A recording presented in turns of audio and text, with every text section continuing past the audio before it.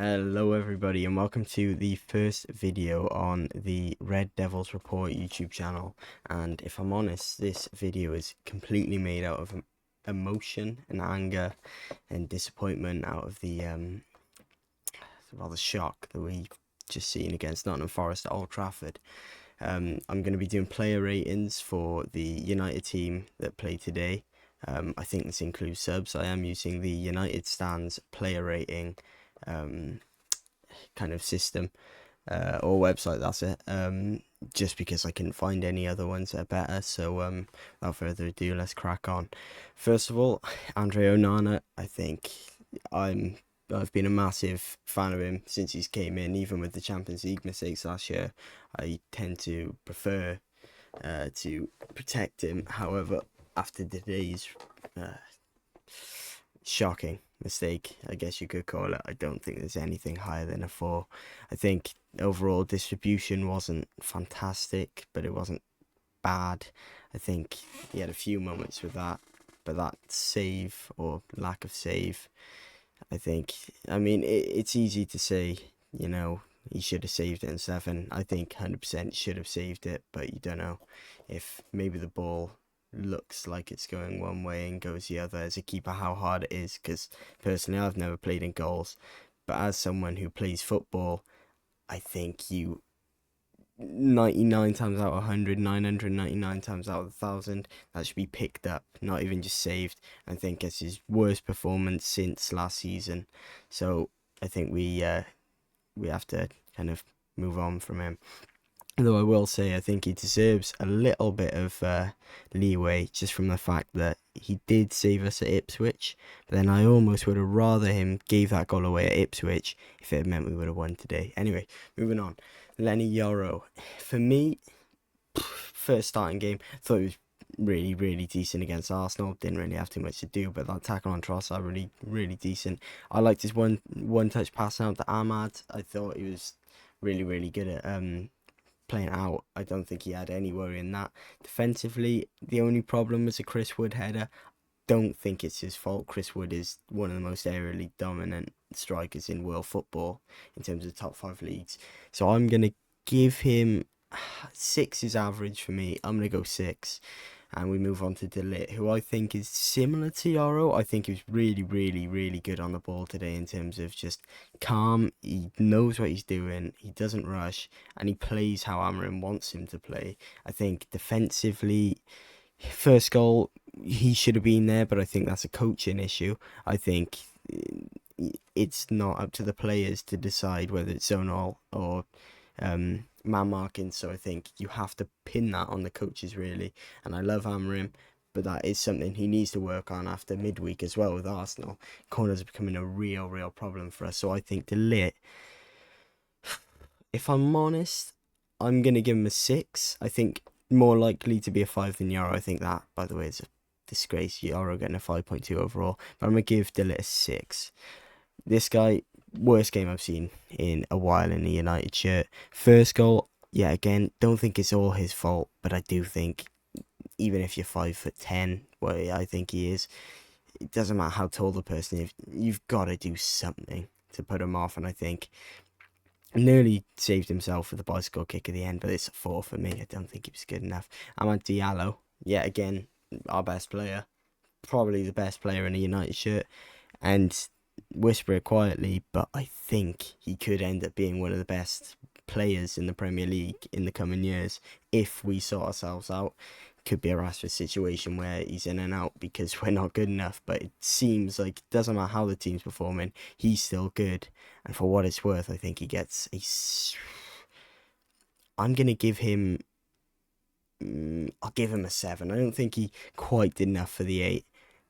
But moving on to Agate, I do think if we're gonna base it off everyone else, I'd say he was pretty similar to Ahmad. Yeah, again, one of our best players. Really didn't put too many feet wrong. I think he had a hard time in terms of the space in midfield, and when you're playing in the 2, him and Cobby are not gonna have a great time. But I think he's gonna get a 7 because he covered so much ground today. Kobbie Mainoo, I think in attack, one of our best players because he controlled the ball. He was, well, he had probably the most misplaced passes towards him today. The amount of times he was in, and even Ahmad's had a few bad passes where he had to make Cobby stretch for it. So I think I'm going to give him a 6. I think he's kind of unlucky to get a 7. And I do think this guy is the least of our worries. And if anything, him, Yoro, and Ahmad look brilliant. Onto this guy, in my opinion, the worst United player this season. In my opinion, probably the least talented United player I've seen. I was at Old Trafford when Malacia gave away that goal against Bodo Glimt. What was it, a week ago now? Honestly, I don't think Dallo is an upgrade on Malacia at all. Malacia's not played football for nearly 2 years prior to that game. This guy, he struggles to take touches. His crossing isn't great. His left foot for someone playing at the left, and he plays on the left quite a lot, so it's not an excuse saying he's a right back. His left foot is not good enough at all. So I do think, personally, I'm going to give him a 3. I'm going to stick with a 4, actually, but I do think he was worse than Martinez overall, because Martinez had good patches. Dallo, genuinely one of the worst performances I've seen in a United shirt from anyone in a long while. Talking about worst performances, for this guy, it seems like one of those performances we saw under Ole, I guess. Maybe less so much of the fact that we'd lose under Ole, but this guy is patchy, and it does make you question whether it's worth sticking with him in the summer. He's older, he's on a big wage, and some of his set pieces today, his corners, dreadful. The free kick, lovely, but how many times have we ever seen him score a free kick in general? And will we ever see him score a free kick that isn't deflected again? I think compared to the rest of the team, we're a different team without him. When he went off, we didn't create as much. We obviously weren't as good. But I think Bruno Fernandes is a really polarising figure in the United team. He's one that seems to lift the floor of the United players, but that ceiling seems to come down quite a lot. And I think I love Bruno. I think he's one of the best players on the planet on his day. When it's not his day, like today, even with that absolute wonderful goal, and some of the stuff he was doing was great. But the amount of times for that Morgan Gibbs White goal, he lost that ball, and the blame gets pinned on Onana. But we shouldn't be letting people shoot from there, and he is the reason that we have let him shoot from there. So I'm gonna give him a 6. But for any other player who isn't able to just hit one into the top corner randomly, he would have probably ended up getting a 4, to be honest, with some of the misplaced passing and just the general play. Anyway, on to Garnacho, and I think if you ask anybody, they will say that I do have somewhat of an agenda against Garnacho, but today I think the writing's on the wall now with Garnacho. He isn't what people think he is. He isn't the Ronaldo type. What he's done after the game, liking a tweet, basically taking the mick out of Martinez for losing the header, after literally less than half an hour after we've lost the game, is, in my opinion, disgraceful. And if a player like Marcus Rashford did that, they would be absolutely destroyed on social media and probably taken on the squad for a number of games. I think he was really woeful. He can't play in the tight spaces. Yeah, he can run. I like that about him. He does care about where he is, but he's greedy. He takes too many shots from certain positions, and I don't think he suits the system at all. I think he'd be better off where Delo is as a wing back, because I think his tenacity is the best part of him. And the only reason I think we aren't saying we need to sell Garnacho is because he's young, and that's incredibly controversial. But if he was 25, 26, I think people would be saying this guy might not start for Ipswich. He wouldn't start for Ipswich. If I'm honest, he wouldn't start for any other team in the Premier League. I'm surprised he starts for us at this point. He needs to develop, and he needs to get that selfish thing out of his head and stop thinking he's Ronaldo, because he has potential to become a really good player, but not the player he thinks he's going to become with the attitude he's got. So I hope he gets better. It's a 5 for me, because I think he lets himself down at the minute. On to Højlund. Good goal. that came from Garnacho's missed shot actually. Um, from a guy who's brilliant pass I forgot to mention. I think yeah again this was probably his best performance in terms of he wasn't holding the ball up, getting stuck between the kind of defenders in the midfield. He was moving about, and he's obviously Amarim's system is obviously letting Højlund play how Højlund is meant to play. I think he was better today. I think he's probably quite close. I think I'm gonna give him a 7. I think for scoring and being about the pitch, he had one or two misplaced passes, but he did his job. He got a goal, and as a striker, that's all you can really ask. I think he's lucky to get a 7, probably a 6 performance, but I'm going to not be harsh because I think in the first half we were excellent. We were really, really good after the goal went in, and he was a major part of it. I think people are just not thinking about that. Mazraoui, I'm going to give him a 6. I watched this guy live for the first time last week. As I said earlier, I was at the Bodo Glimt game. I've never seen someone so unlikely to lose a football in my life. Um, I mean, I don't know what the ref was doing with the nosebleed situation, but in terms of players to complain about, honestly, he is the last one. The literal last player I would ever complain about. Him and Ahmad are the two who you think just keep them safe. Don't let them get injured. We need them every week. Maguire, 6 as well.